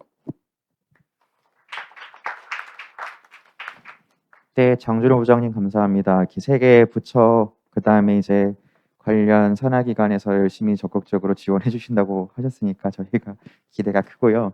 근데 이제 마지막으로 실제 의료 현장에서 이런 게 쓰일 때 허들은 어떻고 우리가 고민해야 될 부분은 무엇이 있는지 좀 필요한 상황인 것 같습니다. 그래서 삼성서울병원 진단검사의학과에 계시는 김정원 교수님께 관련해서 좀 모두 발언 부탁드리도록 하겠습니다. 예, 이런 그 귀한 자리에 좀 불러주셔서 감사드립니다. 제가 좀 먼저 좀 잠깐 제 소개를 드리면은 저는 지금 이제 병원에서 이제 검사를 맡아서 하고 있습니다. 근데 이제 제가 사실은 이제 보험 옆에 계시는 정준호 부장님 이제 말씀하셨지만은 제가 이제 보험 심사평가원하고 한 20년 동안 이 보험 수가를 새로 만드는 것도 제가 신청도 해보고 승인도 해보고 그런 관련 위원회에서 행위전문위원회에서도 뭐 꽤 오랫동안 좀 일을 해보고 이렇게 해서 해봤고요. 그리고 식약처에서도 제가 신제품에 대한 기술 평가도 해보고 제가 만든 기술로 실제로 그 신제품을 어프로브를 받고 제가 라이센스한 회사가 전 그 회사 주식 없습니다. 먼저 말씀드리면 그래서 실제로 그걸 상용화해서 실제 시판에서 쓰는 것도 하는 걸 제가 아주 경험을 해봤습니다. 그러니까 제가 처음부터 특허를 이제 만들고 이제 라이센싱 아웃해서 이렇게 한 거죠. 그렇게 해서 이제 그런 경험을 갖고 좀 말씀을 드리면 뭐 제가 쭉 이런 걸 경험해 보면서 이제 느낀 걸 좀 말씀을 드리면은 이런 것 같습니다. 좀 철저한 얘기인지 모르지만 4차 산업혁명이란 말 많이 합니다. 근데 그 4차 산업혁명에 우리가 뭐 제일 바이블이라고 하는 찰스 슈밥이 쓴 그 4차 산업혁명 책을 보면은 챕터 1이 뭐냐면 지노믹 리볼루션입니다. 그러니까 유전체입니다. 왜 그러냐면은 우리가 홀점 스퀀싱을 하면은 1인당 데이터가 얼마가 생성되냐면 그러니까 우리 그 염기 서열을 다 분석하면 아까 그 오스틴 그 사장님께서 이제 말씀하셨지만은 1인당 100기가바이트가 생깁니다. 정말 빅 데이터죠. 그러니까 10명이면 1테라바이트입니다. 캔서 환자는 100기가바이트가 아니라 200기가바이트 내지 300기가바이트가 생길 거라고 생각합니다. 그러면은 정말 이제는 원격 클라우드 시스템 아까 뭐 이상현 부부장님께서 말씀하셨지만은 이런 것들이 필요합니다. 근데 아까 지금 말씀하셨는데 1기가바이트가 하루에 생긴다고 얘기를 했지만은 아직 연구 단계입니다. 우리가 잘 모릅니다. 사실은 파킨슨 환자의 수면 패턴을 가지고서 그 아이폰에 있는 걸 갖고 헬스툴 키트를 가지고서 파킨슨 환자들의 예를 들어서 그 수면 패턴 24시간 모니터링한 밥 자는 시간을 했지만은 그 데이터가 파킨슨 환자의 진료에 어떤 도움을 주는지 아직은 모릅니다. 그래서 진료에 좀 할 수가 없고 현재는 연구 단계인데 지노믹 데이터는 유전체 데이터는 다릅니다. 그걸 갖고 지금 당장 암 치료라든지 그런 거 모든 거에 좀 적용이 될 수가 있습니다. 그렇다고 한다면은 제가 생각했을 때는 이 유전자에 대한 것들이 지금 이게 오늘 말씀하시는 이 여러 가지에 대해서 어떤 이노베이션의 원천 파생하는 오리진이라고 생각할 수도 있다고 생각이 되는데 구체적으로 말씀을 드리면은 우리나라에서 현재 수가에서 이런 게 있습니다. NGS라고 하는 그런 그 전장 유전체를 다 분석하는 이런 기계에 대해서 식약처 허가를 받지 않으면은 지금 보험 수가를 10%를 페널티를 받습니다. 근데 이런 검사에 대해서는 사실은 검사실이 그거에 대한 유효성, 안정성에 대해서 다 증명을 해야 됩니다. 사실은 보통 우리가 식약처 허가를 받은 장비라고 한다면 그런 그 증명을 개별 검사실이 할 필요가 없습니다. 그렇다고 한다면은 그 부담을 갖는다는 것 자체가 검사실로 보면은 오버헤드를 갖고 있는 거죠. 그럼에도 불구하고 그걸 또 보통 다른 그거보다 수가보다 10%를 또 다시 페널티를 받습니다. 이렇게 해서는 아까 지금 앞에서 뭐 저 정부에 계시는 여러 분께서 뭐 저 규제를 완화한다고 하는데 이거 자체가 지금 사실 2017년에 이제 이게 좀 그 NGS에 대한 허가를 하면서 이렇게 된 것 자체가 제일 먼저 좀 없애야 될 그런 게 아닌가 이렇게 생각을 하고 그러면 이어서 생각하면은 사실 2017년에 그런 제도가 도입이 되면서 식약처가 처음으로 개별 그 검사 기기에 그 승인을 받지 않은 기계를 쓰는 그 임상 검사실에 대해서 그 기계를 그러니까 NGS 기계를 쓰는 거에 대한 검사실 승인제를 도입을 했습니다. 이거는 식약처 역사상 사실 처음 있는 제도인데요. 그러면은 우리가 이제는 그러면 기계를 가지고 기계 하나가 승인이 되면 그냥 다 써라 이게 아니라 우리가 미국 FDA에서 아직 허가 받지 않은 장비를 그렇지만 미국 병원에서 이미 많이 쓰고 있는 이런 장비를 갖다가 그 이노베이티브하게 도입을 해서 쓴다고 한다면은 그 개별 검사실의 퀄리티를 평가를 해서 그래서 한다고 한다면은 보다 많은 그 이노베이션을 할 수 있을 것 같습니다. 그렇게 한다고 한다면 이 제도를 더 살려서 앞으로 하는 이런 여러 가지들을 할 수 있지 않을까 생각을 하는 거고 아까 이 전 앞에 세션에서도 키디가 그 한국에 너무 좀 너무 페이버하고 외국에 대해서 그러니까 미국 회사에 대해서는 언페이버블하게 하지 않냐 뭐 이런 거 질문을 어떤 분도 하셨는데 제가 생각할 때는 이런 오늘 암청 같은 이런 미팅에서 얘기하는 거는 한국과 미국이 우선 헬스케어에서 인더스트리에서 뭐 미국이 압도적인 선진국이죠. 그런데 우선 독자적으로 컴피팅하는 그런 것보다도 이게 믹스가 된, 미국에서 만든 플랫폼에서 한국에서 어떤 기술을 더해서 부가된 새로운 제품을 창출한다든지 이런 게 돼야 되지 않을까. 그렇게 한다면은 이런 것들을 위해서는 아까 말씀드린 것처럼 좀 검사실의 그런 익스플로러티 이미 미국에서도 쓰고 있는 거 이런 거를 혁신적으로 받아들 수 있는 그런 좀 랩 같은 제도가 좀 승인이 되는 게 좀 있으면 좋지 않을까 이렇게 생각합니다. 네, 좀 긴 말씀 감사드립니다. 네, 교수님 감사합니다. 사실 그 소프트웨어에서 메디컬 디바이스에서도 FDA는 이제 오르게니제이셔널 레벨의 평가를 하고 자율권을 부여하고 그거에 대한 인센티브를 주기 때문에 말씀하신 그런 취지에 저도 굉장히 공감하는 바입니다. 지금부터는 이제 그 조금 오픈 디스커션으로 제가 사전 질문들은 준비했는데 순서는 좀 왔다 갔다 하면서 질문을 드리도록 하겠습니다. 먼저 일루미나 코리아의 오스틴 킴 사장님께 말씀드리고 싶은데 혹시 한국말로 해도 될까요? 네, 감사합니다. 저 그렇게 안 보이지만 저 한국 사람이라서 네, 한국말로 진행하도록 하겠습니다. 그래서 NGS나 NIPT를 말씀을 주셨는데 저도 이제 저희 아이들도 NGS나 NIPT를 하고 이제 태어난 아이들입니다. 근데 그럼에도 불구하고 되게 진단 영역에서는 이런 부분이 굉장히 강조가 되고 있는데 그래서 so what인 경우가 아직도 좀 많습니다. 그래서 이 NGS에서 이러한 유전자가 의심이 되고 그게 이런 그 신드롬과 연계가 많이 될 것 같은데 그게 사실 트리트먼트 플랜을 바꾸는 경우는 그렇게 아직까지 흔하지 않거든요. 그래서 이제 그 사장님께서 보시기에 앞으로 이런 그 유전체를 검사하는 거와 이거 치료를 연계하는 게 같이 가야 된다 생각하는데 일루미나는 선도 기업이니 뭐 관련돼서 혹시 진행하고 있는 프로젝트가 있으면 좀 소개 부탁드리겠습니다. 예, 질문 감사합니다. 우리가 지금 현재 그 호지놈 시퀀싱을 해가지고 데이터를 많이 컬렉션 해가지고 사람들이 많이 두려워하는 것도 있을 것 같아요. 이 지놈 데이터가 자기의 데이터가 만약에 인슈런스 컴퍼니 같은 데서 가가지고 그분이 이 사람은 프리디스포지션이 있어가지고 인슈런스 프리미엄을 더 받는다. 그런 게 많이 두렵다고 생각을 해요. 저도 포함해서. 그래서 어느 날 제 커스터머가 오스틴 와가지고 자기 내 지놈을 시퀀스 해주겠대요. 그래서 제가 생각을 해봤는데 그러면 그 데이터가 어디로 가지라는 게 많이 생각이 났습니다. 제 생각에는 그 스크리닝 하는 거는 다 좋다고 생각을 해요. 그리고 거기서 테라피 같은 게 나오는 게 우리 환자들한테, 우리 그 인구들한테 다 좋다고 생각을 합니다. 하지만 우리의 이제 그 MFDS 거기서 레귤레이션이랑 그런 게 굉장히 중요하다고 생각을 합니다. 그래서 우리의 지금 NIPT를 말씀하셨는데 또 우리 한국은 출산에 대해서 굉장히 떨어지고 있는 상태에서 자꾸 다이그노스틱을 하면은 우리 퓨처 어머니들이 어떻게 생각을 할까 더 애매해진다고 그렇게 생각을 할 수 있거든요. 그래서 그런 데에서도 이제 컨선도 있고 우리 회사는 그냥 우리 헬스케어 프로바이더한테 언제나 이 툴을 계속 주고 싶고 그리고 거기에서 이 답이 나와야 될 거라고 생각합니다. 우리 회사는 아직은 이제 NGS가 오래되지 않은 거고 그리고 굉장히 이노베이티브하고 그러지만 지금 현재 그 시장에서 폴링하는 거 보시면은 우리 교수님들입니다. 그래서 우리 교수님들이 환자에 뭐가 제일 좋다는 게 거기에 답이 나와야 된다고 생각합니다. 감사합니다. 네, 뭐 사장님 감사합니다. 왜냐 제가 이해한 바로 따르면 지금은 그런 의료 현장에서 사용할 수 있는 데이터를 컬렉션하고 이게 안전하게 보호돼서 추후에 활용될 수 있는 그런 데이터, 백데이터를 만드는 단계라고 이해를 하도록 하겠습니다. 관련해서도 궁금하신 점 있으시면 언제든 플로어에서 중간에 인터옵션 하셔도 상관없고요. 이 두 번째로는 이제 한국 마이크로소프트의 이상현 전무님께 조금 여쭤보고 싶은데요.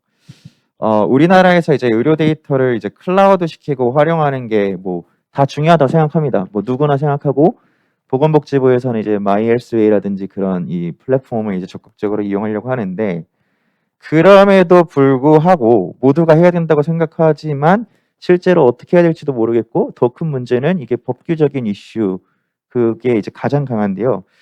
제가 이제 전무님 슬라이드 보니까 미국에서는 굉장히 이게 실제로 환자한테 도움이 많이 되고 병원한테 많이 도움이 되는 기술인 것 같은데 우리나라에서 이렇게 하기 위해서는 어떠한 전제가 좀 우선적으로 해결되면 좋을지 말씀 부탁드리겠습니다. 네, 질문 주셔서 감사합니다. 아마 그 클라우드를 사용하시는 거에 대해서는 많은 두려움들이 사실은 있으신 것 같습니다. 기존에는 클라우드가 내가 가지고 있는 온프레미스 환경에서 돌고 있는 이런 전산 자원들이 그것에 돌고 있는 모든 기능들이 클라우드에서는 구현이 되기가 어렵다라고 하는 것들이 하나의 커다란 제약 요건이었던 거고요. 지금 들어와서는 클라우드에는 우리가 보유하고 있지 않은 모든 최신 기술들은 다 클라우드 위에 올라가 있습니다.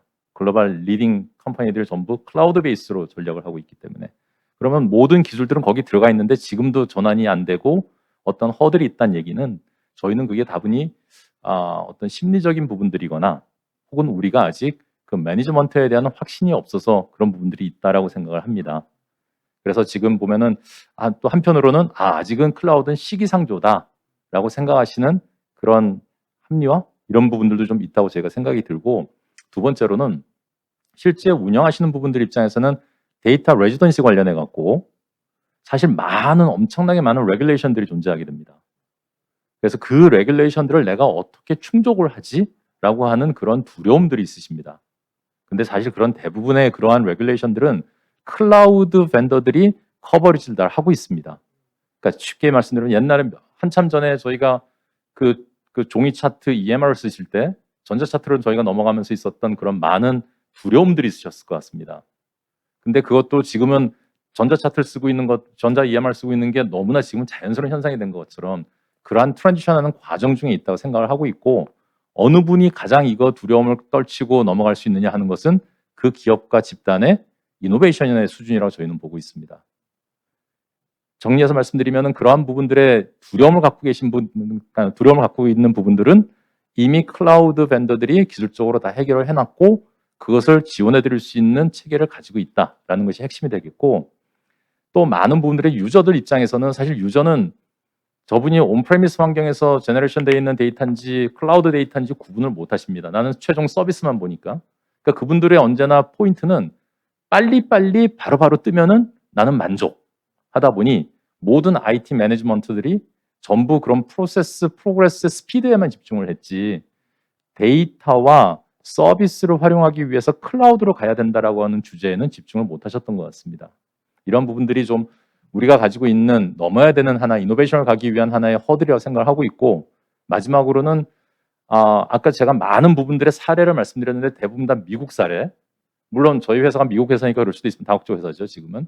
근데 그것은 사실 우리나라에서는 그것을 저희가 가지고 있는 솔루션들을 제공해 드리기에는 레귤레이션적 제약이 있습니다.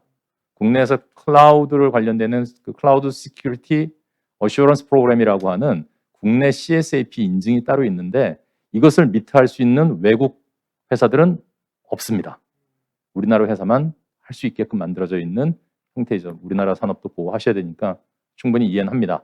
근데 그러다 보니 해외 저희 같은 회사들이 가지고 있는 커팅 엣지 테크놀로지에 대해서 제안을 해드리고 그것을 사용하실 수 있는 기회가 없다고 그 기회가 적다는 것에 저희는 사실은 좀 안타깝게 생각을 하고 있고 아까 교수님 먼저 앞전에서 말씀하셨지만 그것들을 저희가 개발해서 가는 과정보다 있는 거는 갖다 쓰시고 그 위에 우리만의 특화되어 있는 어플리케이션과 서비스로 가는 그런 형태로 가시면은 아주 보다 좀 더 건강하고 밸류어블한 클라우드 비즈니스 모델이 만들어지지 않을까 그렇게 생각하고 있습니다.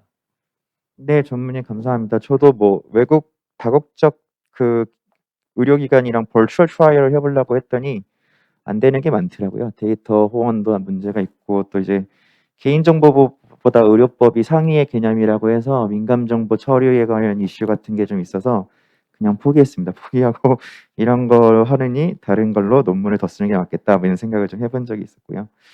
그래서 뭐 여전히 허들은 좀 그 정부 부처의 진취적인 애티튜드 이런 거와 다르게 좀 존재한다고 생각을 하고 있습니다. 그래서 이제 큐렉서 이상은 상무님께 조금 여쭤보고 싶은 게요.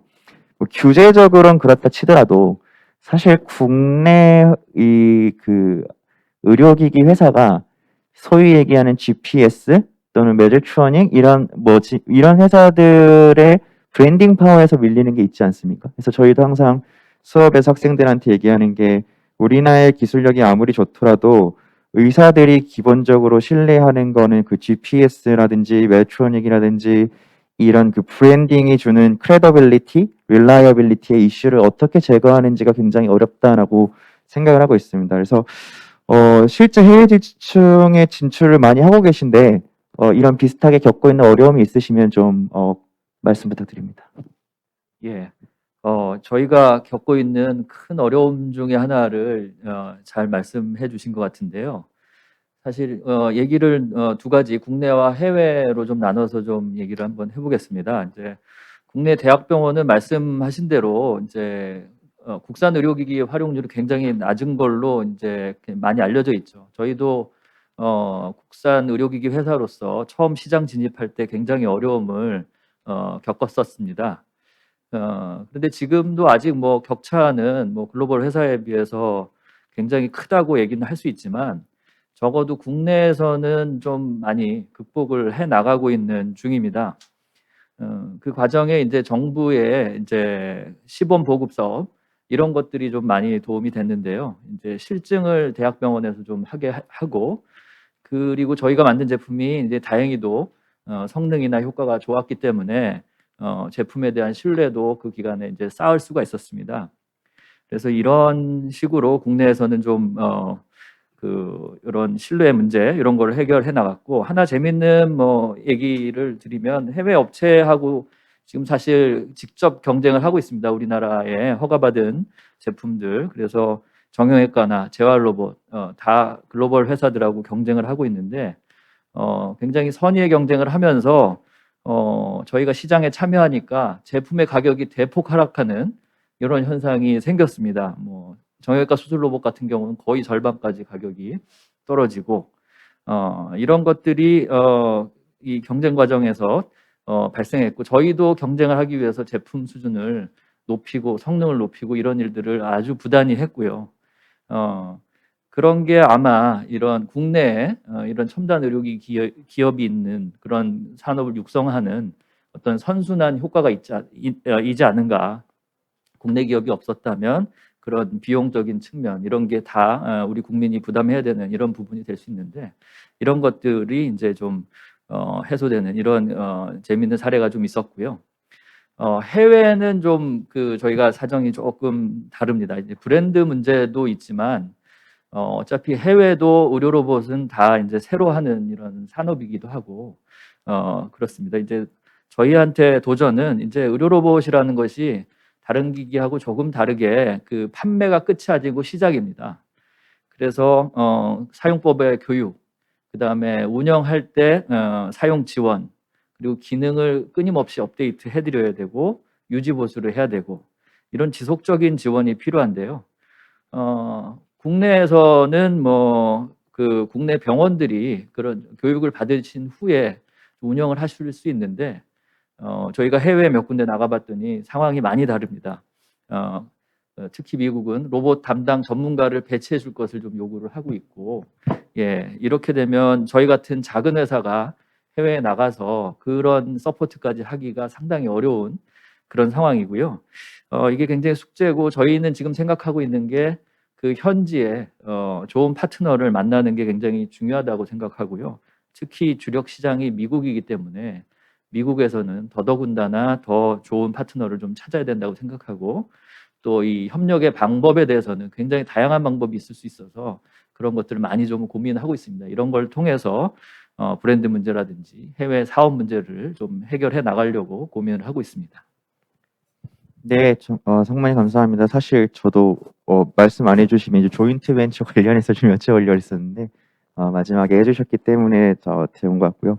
특히 이제 소프트웨어 의료기기는 좀 장벽이 덜했던 게 삼성이나 구글이 펀딩하는 업체다라고 하면은 훨씬 그 글로벌 마켓에 페네트레이션 할 때 좀 쉽더라고요. 그래서 그런 부분에 대해서 좀 여쭤봤던 부분이 있습니다. 순서를 조금 바꿔서 이제 김정원 교수님께 뭐 예정돼 있지 않았던 추가 질문 한 가지를 조금 더 드리면서 하려고 하는데요. 저는 이제 아직도 조금 궁금한 게 앞서 그 NGS 관련해서 그러면 실제로 트리트먼트까지 연계되는 가장 좀 퍼퓰러한 좀 타겟 질환들에 대해서 잘 아실 것 같아서 하나 좀 경험을 소개해 주시면 좋을 것 같고, 두 번째 질문은 앞서 말씀드렸듯이 그렇게 검사실 인증을 통해서 그러면 통과하기 위한 그리고 매년 유지하기 위한 질 관련 프로세스, 흔히 얘기하는 이제 QC가 있을 것 같습니다. 그래서 이럴 경우에는 제 생각엔 뭐 지역별 혁신의료기술검사센터라든지 뭐 희귀난치성 전문질환센터라든지 이런 거에 역량을 좀 갖추면 정부에서 또 주도적으로 조금 지원을 해줄 수 있는 부분이 있을 것 같은데요. 한 말씀만 더 붙이자면 제가 그렇게 또 보이지 않지만 피부과 전문이었거든요. 그래서 그때는 굉장히 희귀 질환들이 있으면은 검사를 저희가 피를 뽑아서 미국으로 보내고 6달 뒤에 검사 결과를 받아야 되거든요.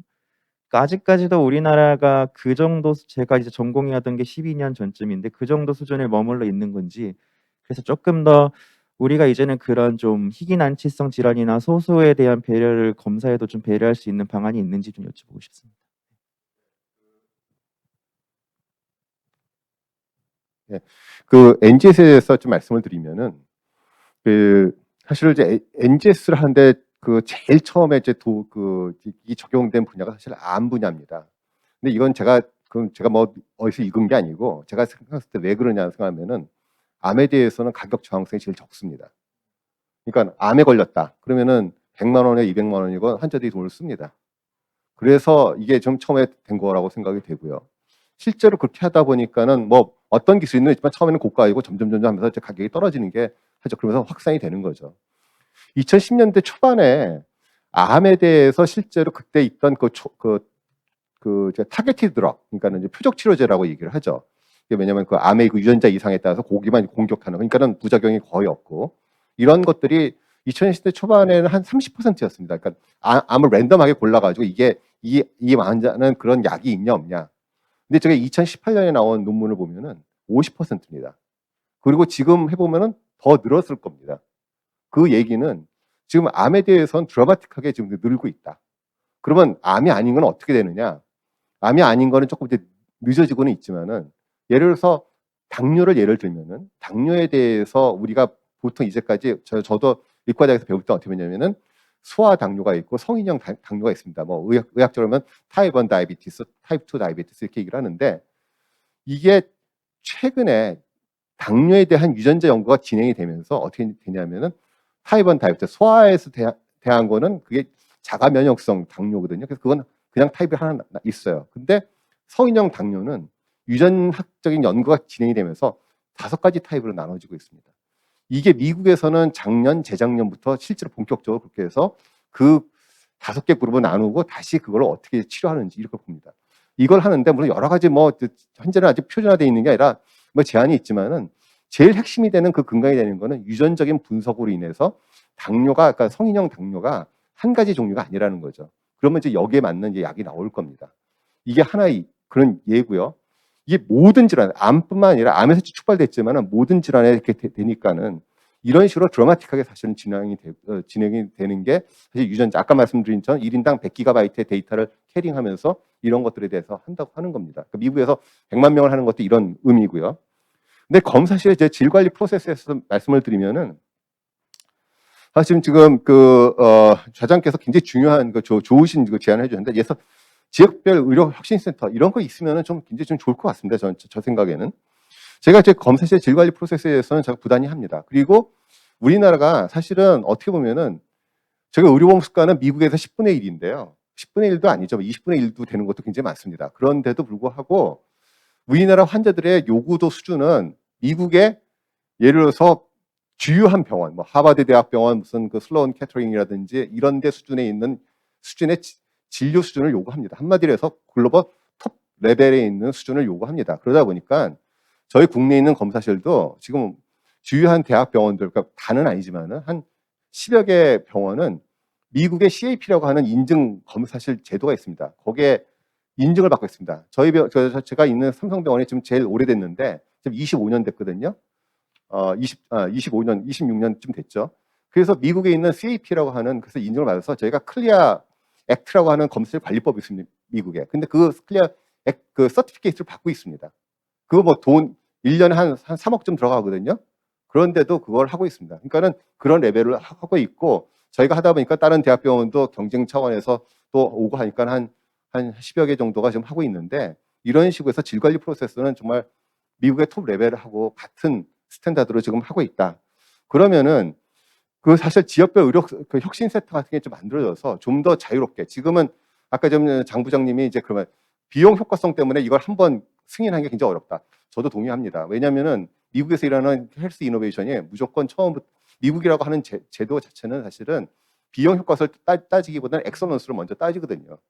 그러면은 우리나라에서는 그런 걸 해서 예를 들어서 선택적 지역 그 센터에서 이런 것들을 하고 한 2, 3년 정도 평가한 다음에 거기다 비용 효과성에 대한 리포트를 하게 한다라든지 그걸 평가하게 된다면은 그거를 점진적으로 그러면은 뭐 확대를 하는 거에 대한 어떤 파일럿 하는 그런 제도를 만들어준다고 한다면은 좀 더 한국에 있는 그 검사 센터들이 혁신적으로 할 수 있고 아까 말씀드린 것처럼 미국의 이렇게 일단 플랫폼을 가지고 우리나라에 있는 회사들이 거기다 밸류 에디딩을 해서 새로운 형태의 검사라든지 이런 거를 적용하는 것들을 창의적으로 할 수 있는 이런 제도가 될 것 같습니다. 이게 현재는 안 되는 이유가 뭐냐면은 미국은 그게 없어요. 왜냐하면 미국에 아직 제품은 있는데 그걸 응용하는 거에 대해서는 아직 한국만큼 따라오지 않는 부분도 있는 거예요. 그러면은 우리나라에서는 그 미국에 그런 거 없는데 하고 안 됩니다. 아니면은 그냥 책상 서랍에 몇 년 동안 묵혀져 있죠. 그러다가 어느 날 갑자기 신문에 크게 나면은 그 다음에 막 화들짝 놀라서 옛날에 그랬죠. 저게 10몇 년 전에 그 자궁 경부암에 대한 그 유전자 검사, 그 바이러스, 그 파필로마 바이러스 유전자 검사가 그런 사례입니다. 시내 중앙 일간지에 쫙 나오니까 그 다음 일주일 내에 허가가 되는 프로세스로 갔습니다. 그 전까지 한 4, 5년은 묵혀 있다가. 그러니까 이런 것들이 아니라 이런 지역 혁신 센터가 있다면은 그렇게 될 수가 있다고 생각하고요. 지금 이제 피부 질환 말씀하셨는데 이게 그때 미국에 6개월 걸렸죠. 지금은 저희가 공식적으로는 저희 병원 같으면 두 달이 나오고 보험이 됩니다. 그래서 60만 원을 내면 되고요. 그러면은 실제로 저희가 검사해서 결과 나오는 데는 한 달이면 됩니다. 공식적으로는 2달이고. 그러니까 그만큼 사실 어떻게 보면은 한국에 있는 의사들이 90% 이상이 다 미국을 지금 해외 연수를 간다면 다 미국을 가거든요. 그러니까 미국의 스탠다드에 다 익숙해져 있고 그 눈높이에 맞춰서 지금 컴피티션을 하는데 사실은 지금 제도적인 서포트 같은 게 참 아쉽다 이렇게 좀 말씀드리겠습니다. 네, 교수님 감사합니다. 질문을 추가적으로 드리길 잘했다는 생각이 들고요. 그 기승 전쯤 온 것 같아서 이제 그 장준호 의료기술 등재부장님께 그 약간 혁신의료기술의 상대성과 관련된 내용을 또 이제 그 교수님께서 말씀 주신 것 같아서 조금 여쭤보고 싶습니다. 뭐 잘 알겠지만 뭐 다 이해하는 가치냐? 미국은 지역별로 의료 수준 격차를 인정하고 지역별로 굉장히 다양한 혁신 의료 기술이나 기기에 대해서 지원해주는 프로그램이 있습니다만 우리나라는 좀 뭐 땅이 작아서 그런지 모르겠지만 조금 천편일률적으로 서울을 중심으로 또는 상급종합병원을 중심으로 혁신 의료 기술을 평가하거나 기술의 스탠다드를 잡는 좀 느낌이 있습니다. 그래서 이제 뭐 조금 쉽게 얘기를 들면 제가 이제 지방의료원에서 인턴할 때는 응급실에 저 혼자 있는 날이 부지기수거든요. 골절 환자가 들어왔는데 저는 엑스레이를 책으로만 본 적밖에 없기 때문에 진짜로 이 골절인지 아닌지 판단하는데 하세월이 걸립니다. 그래서 혹시 이런 좀 지역별 상대성, 뭐 시대적 상대성과 관련해서 앞으로 우리가 중장기적으로 가져야 될 원칙, 뭐 적용 가능성에 대해서 좀 설명해 주실 수 있으실지 여쭙습니다. 네, 상당히 좀 거창하게 물어보셔가지고 제가 지금 근데 사실 수가라는 개념이 저희가 이제 보편적으로 적용되는 거니까 거기서의 어떤 사람들 간의 난이도라든지 아니면 지역 격차 이런 거를 발행하기가 쉬운 개념은 아닙니다. 보편적으로 저희는 포괄적으로 국내가 다 일률적으로 적용이 되고 있는 상황이거든요. 단일 건강보험 체계 내에서요. 하지만 일정 영역에서는 사실 저희가 전문가의 가산이 있는 부분들도 좀 있습니다. 그게 뭐 아무래도 저희가 디지털 포메이션 가면서는 의료 영상 분야가 좀 있을 건데요. 그런 부분에 대해서는 사실은 이 영상을 완전 전문가가 보시는 게 있고 아니면 도움을 받아서 어떤 좀 다른 지역에서 다른 일반 의사분이 보셨을 때 어느 정도의 전문가 수준까지 올 수 있다라면 그런 부분은 좀 더 반영하기가 쉬운 개념이 아닐까 싶습니다. 그리고 만약에 뭐 지역 격차에 대한 부분은 사실 의료질에 대한 거는 저희가 적정성 평가라는 개념으로 계속 이제 좀 더 인커리지를 하고 있고 하지만 사실 좀 격오지나 지방으로 갈수록 아무래도 조금 더 이제 쉽지 않은 부분은 있습니다. 그 영역은 어떻게 보면 이 공공 쪽, 이 건강보험 쪽 측면에서만 해결할 수 있는 분야라기보단 사실 지자체라든지 정부에서도 그런 영역에 대해서 좀 더 투자를 할 수 있는 영역이 있지 않을까라고 생각하고 있습니다. 그리고 사실 아까 이제 NGS 관련해서는 저도 이 많은 좋은 말씀 주셨는데 사실 NGS라는 부분이 저희가 지금 일정 부분 보험에서 커버가 되는 부분도 있고 거기서 질환마다 이제 필수 유전자라는 부분을 얘기를 하고 있습니다. 근데 저희가 보는 관점은 아무래도 이게 진단과 치료가 있을 건데 그럼 치료에서라면 어떤 타겟 세라피들이 지금 나오고 있긴 하지만 그 영역이 과연 바로 연결이 되는 것인가?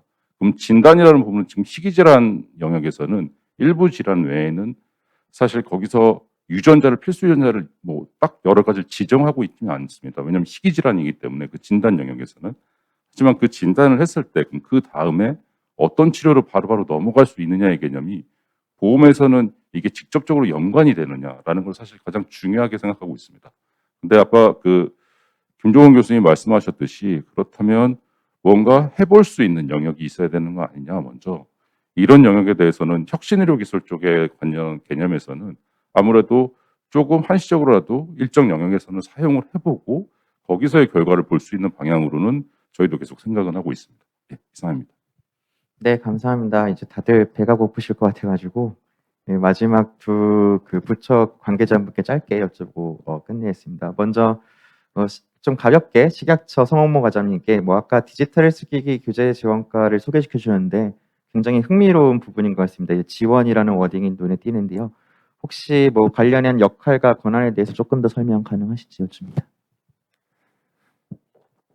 네, 그 디지털 헬스 규제 지원과는 아까 지금 좌장님께서 얘기해 주신 것처럼 저희 회사 내에 이제 지원이라는 말이 붙은 과는 제가 알기로는 운영지원과 정도였고 이런 사업부서에 있는 거는 아마 거의 처음일 것 같고요.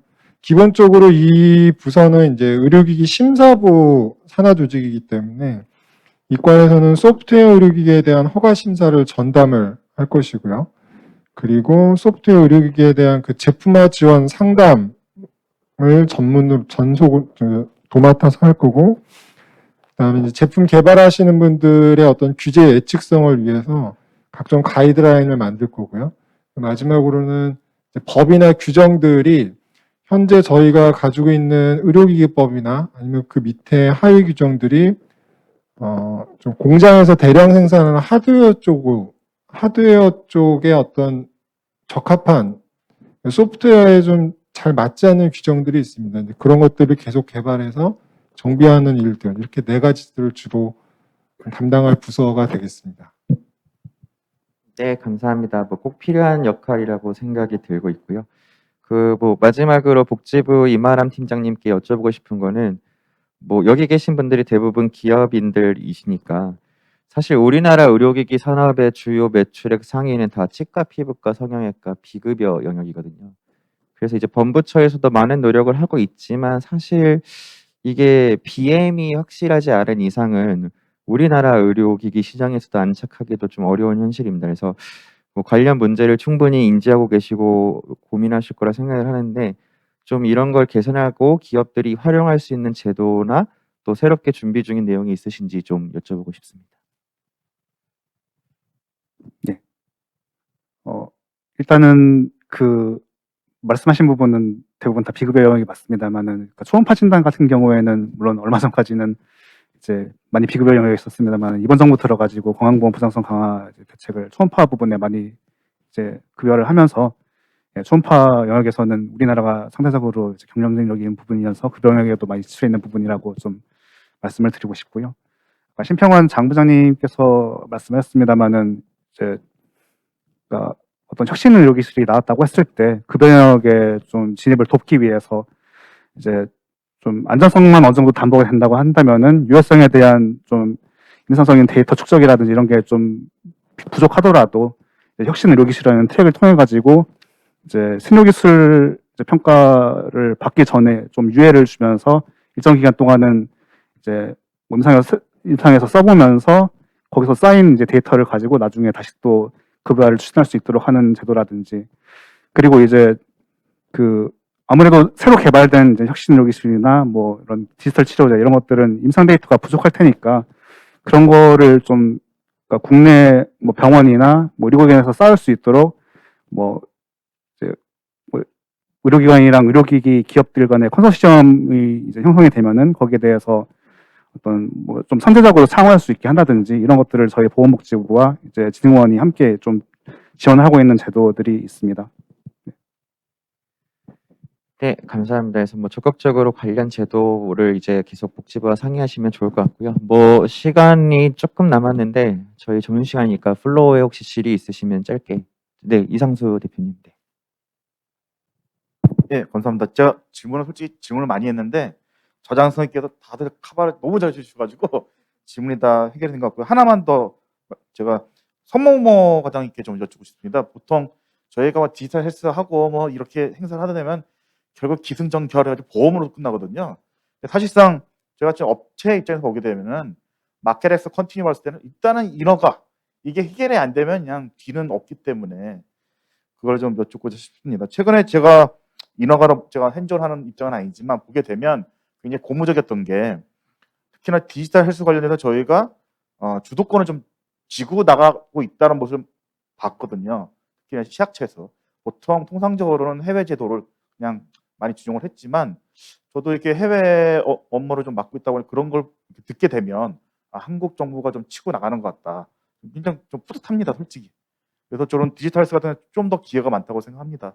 아까 기본적인 그 디지털 헬스 규제 지원과는 말씀 주셨기 때문에 그에 대한 질문보다는 그러면은 이게 지금 빠르게 이렇게 발전하는 분야인데 그 업계하고의 어떤 콜라보레이션 부분 어떤 기대치가 있으신지 시작처에서 그걸 좀 여쭙고 싶어요. 왜냐면 저희도 인력이 거의 없습니다, 이쪽에는 솔직히. 그런데 저희도 공부를 해야 되고 학습도 해야 되고 같이 협력을 해야 되는데 좀 당부의 말씀이나 이런 부분은 좀 업계도 좀 신경을 써서 같이 한번 해보자. 그래서 우리가 한번 이쪽에 한번 한국이 좀 리더십을 갖고 가보자. 이런 걸 좀 제시해 주면 좋을 것 같습니다. 감사합니다. 네. 네, 좋은 말씀 감사합니다. 이렇게 너무 저희 식약처에서 하는 일들을 너무 칭찬을 해주셔가지고 저희가 디지털 헬스케어 쪽에 이제 저희도 그렇고 뭔가 이게 헬스케어 쪽의 규제를 저희가 잘 하기 위해서는 먼저 저희가 잘 알아야 됩니다. 그래야 그 올바른 규제와 또 저희가 예측성을 높일 수 있고요. 그래서 저희가 그런 것들을 좀 최신 기술에 대해서 잘 알 수 있도록 저희들한테 많은 정보를 주시는 게 가장 저희가 원하는 거고요. 그 업체 분들한테 가장 원하는 것 중에 하나가 이제 저희한테 가장 최신의 많은 정보를 좀 주십사 하는 것들이 저희들이 말씀드리는 것들이고, 그리고 저희들이 뭐 가이드라인이라든지 아니면 규정을 개정할 때 항상 절차가 이제 저희가 사전에 협의체를 만들어서 업계분들하고 협의체를 만들어서 우선 논의해서 그런 가이드라인이나 법이 이제 초안이 나오고 행정 예고를 거치고 이런 절차들을 거치게 되는 일련의 절차들을 거치게 되는데, 그때 좀 많은 분들이 저희하고 함께 하셨으면 하는 바람들이 있어요. 왜냐하면 그 정부에서 하는 여러 가지 그 사업들이 업체분들 입장에서 봤을 때는 그 좀 시간 외에 노력을 쏟아서 그 시간 외에 노력을 들이셔서 참석을 해주셔야 되는 부분이 있는데, 그래서 그런 것들을 좀 할 때 많은 정보와 그다음에 저희들이 합리적인 규제를 할 수 있도록 좀 그런 저희들의 여러 가지 협의체나 이런 것들에 많은 참석을 좀 부탁드리겠습니다. 네, 뭐 혹시 또 플로우에 저희 부장. 네, 안녕하세요. 베리안 코리아의 서하석이라고 합니다. 제가 지금 의료기기 산업협회에서도 다양한 국내 회사들과 혁신산업위원회라는 조직을 통해서 같이 활동을 많이 하고 있는데요. 사실 보험까지 가는 길은 참 먼 길인 것 같습니다. 근데 혁신산업위원회에 속해 있는 다양한 많은 기업들이 혁신 의료기기나 혁신형 의료기기 기업으로 인증받은 기업들이 굉장히 많습니다. 그래서 오늘 제약에 대해서 얘기도 나왔는데 사실은 의료기기 쪽에는 사실은 법적인 근거, 뭔가 보험을 우대하거나 특별 혜택을 줄 수 있는 실질적인 근거가 없는 걸로 알고 있습니다. 그래서 제 질문은 이만한 팀장님께 혹시 복지부 차원에서 이 법적인 근거, 어떤 특별한 우대 사항을 줄 수 있는 법적인 근거를 고민하고 계시는지를 하나 질문을 드리고요. 두 번째는 보험 가기 전에 이제 영국의 NHS 같은 곳을 보면은 디지털 펀드 같은 형태로 해가지고 각 병원마다 펀드를 줘서 그 병원 내에서 베스트 프랙티스를 찾아내서 발굴하고 이런 것들이 좀 있는 것 같거든요. 그래서 한국 같은 경우도 보험에 들어가는 기간이 오래 걸리고 임상적 유용성을 만드는 기간이 오래 걸리기 때문에 혹시 그런 실증 사업도 혹시 하고 예상하고 계신다고는 들은 적은 있는데 혹시 이런 부분에 대해서 조금 산업진흥적으로 생각하는 것이 있는지 좀 궁금합니다. 네, 바로 제가 답변하겠습니다. 그 혁신형 의료기기 기업 인증 관련해서는 이제 모두 발언 때도 말씀드렸습니다만은 이제 작년부터 시행된 의료기기 산업 육성 및 지원에 관한 법률에 이제 법적 근거는 어느 정도 있다고 생각이 됩니다. 그래서 말씀드린 대로 국가 연구개발 사업에 참여하실 때 좀 더 우대를 해드리다든지 이 부분은 지금도 하고 있는 부분인데 이제 세제 혜택이라든지 개발 이익 환수에 관한 법률에 따른 부담금을 경감해드린다든지 이런 부분들이 지금 법에는 담겨 있는데 세제 혜택 같은 경우에는 저희 법에 있더라도 또 따로 조세특례 제한법이라든지 다른 이제 세제 관련 법에도 구체적인 근거가 들어가야 이제 실질적인 세제 혜택이 갈 수가 있는데 그 부분은 어떻게 저희가 담아갈 수 있을지 지금 연구 용역을 하고 있고 거의 마무리 단계에 있고요. 그게 나오면은 이제 저희가 방안을 마련해가지고 세제 당국이랑도 협의를 하고 이렇게 할 계획에 있습니다. 그리고 실증 부분 말씀을 해주셨는데 저희가 이제 보건산업진흥원이랑 같이 이제 주요 의료기관이나 또 의료기기 기업 활용해가지고 실증 지원 사업도 하고 있습니다. 이제 중재연구 시범 사업이라고 해가지고 이제 하고 있었던 것도 있고, 근데 최근까지는 이런 실증 지원하는 것들이 좀 단발성으로 특정 이제 기술에 대해서만 좀 실증 지원하는 식으로 되어 있었다는 좀 문제제기가 있어가지고 이제 1차, 2차, 3차 의료기관에 대해서 암이라든지 만성질환, 정신질환 이런 식으로 질환별로 이제 좀 그런 이제 생태계를 구축할 수 있는 실증 지원 사업을 좀 대규모 예타 사업으로 추진하고 있는 게 있습니다. 네, 감사합니다. 서 이사님, 서 대표이사님 말씀 감사하고요. 이 1분 55초 남았는데 개별적으로 이 질문을 하시는 걸로 하고 이제 가장 좋은 명강의는 빨리 끝나는 거라고 항상 저희 교수님 하시더라고요. 그래서 참여해주신 세 분의 스피커스 그리고 이제 네 분의 패널리스트께 감사드리고요. 마지막으로 다시 한번 준비해주신 암차 여러분께 감사드립니다. 네, 이것으로 저희 세션 마치도록 하겠습니다. 감사합니다.